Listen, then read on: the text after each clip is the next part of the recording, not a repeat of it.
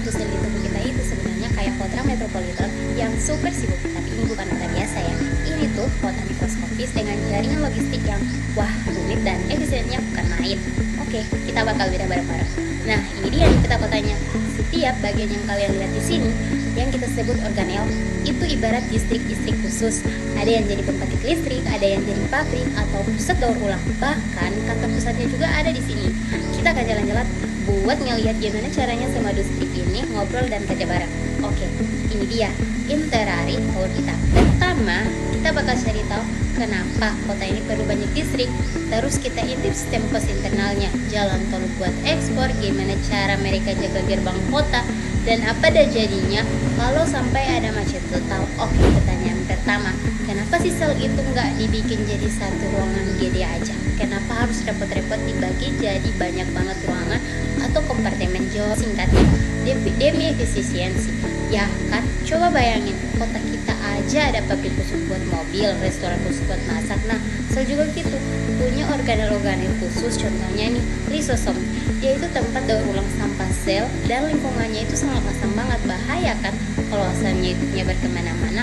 Makanya dengan adanya dinding ini, setiap tugas bisa jadi maksimal tanpa ganggu yang lain. Tapi ini dia masalahnya, kalau tiap distrik punya tembok sendiri, gimana caranya mereka ngirim dengan cepat?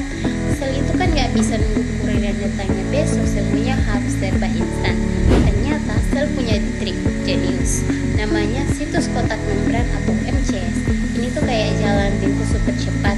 Bayangin aja, ada dua gedung utama yang nempelnya banget, kurirnya tinggal lempar paket dari jendela satu ke jendela lain, nggak perlu turun ke jalan. Nah, itulah MCS. Nah, kita lihat ada gambarnya, keren banget kan? Cara kerjanya ada protein khusus namanya protein transfer lipid yang tugasnya kayak kurir pribadi. Dia ambil lipid dari satu membran lain, lari nyebrangin sela super sendiri, terus langsung dikasihin ke membran di seberangannya. Cepat dan efisien banget, nggak perlu pakai truk pengiriman sama sekali.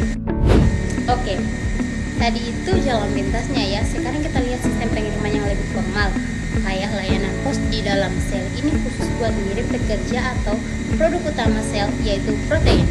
Jadi sitoplasma itu bisa kita anggap sebagai kantor pos pusatnya. Setiap protein yang baru jadi itu kayak paket yang siap untuk dikirim. Biar nggak nyasar, tiap protein itu punya label alamat atau semacam kode pos khusus di dalam strukturnya. Nah, kode pos inilah yang nentuin paket ini harus diantar kemana.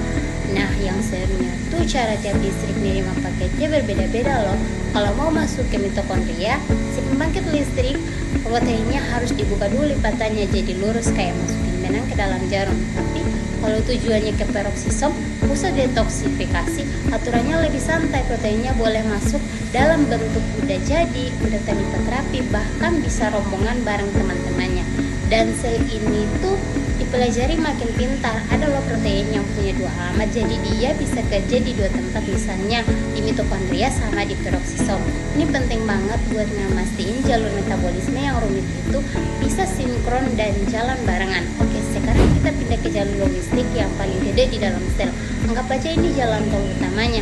Jalan tol ini khususnya buat protein-protein yang udah diekspor ke luar kota atau dikirim ke distrik-distrik lain, distrik panjang jalurnya.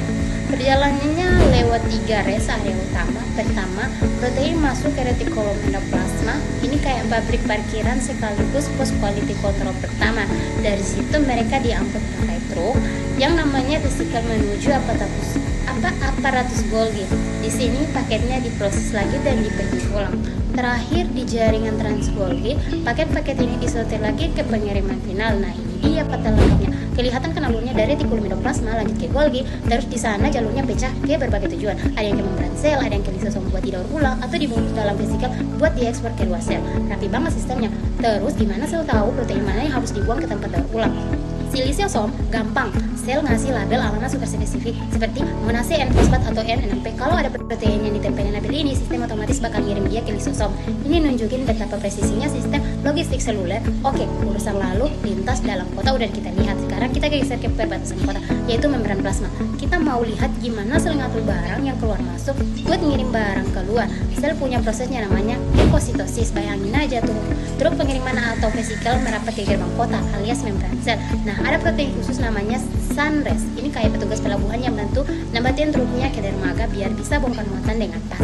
Proses ini biasanya butuh lampu hijau dari sinyal kalsium buat jalan. Kalau ada ekspor yang pasti ada impor kan, namanya endositosis. Di sini sel kayak mencaplok nutrisi dari luar dengan melipat membrannya ke dalam. Tapi fungsinya penting lainnya adalah buat jaga keseimbangan. Jadi membran yang tadinya dipakai buat ekspor ditarik lagi ke dalam biar ukuran kotaknya nggak jadi melar atau kempes.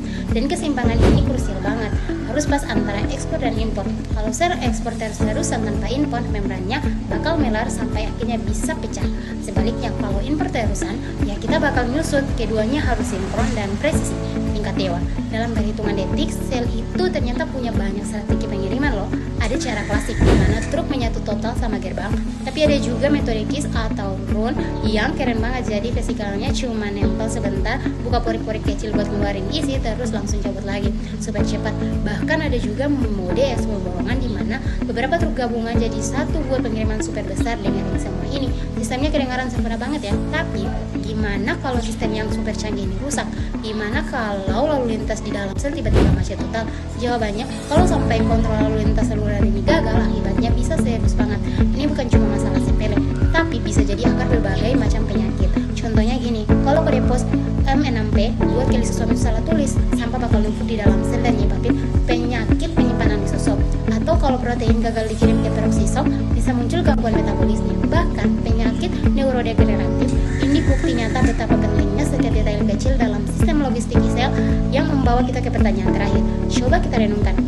Selama miliaran tahun evolusi sudah nyimpanin sistem logistik yang jauh lebih canggih dari apapun yang pernah kita buat. Kalau kesehatan kita bahkan kehidupan di diri sendiri ternyata tergantung pada kelancaran lalu lintas di level mikroskopis ini, pelajaran berharga apa sih yang bisa kita petik dari efisiensi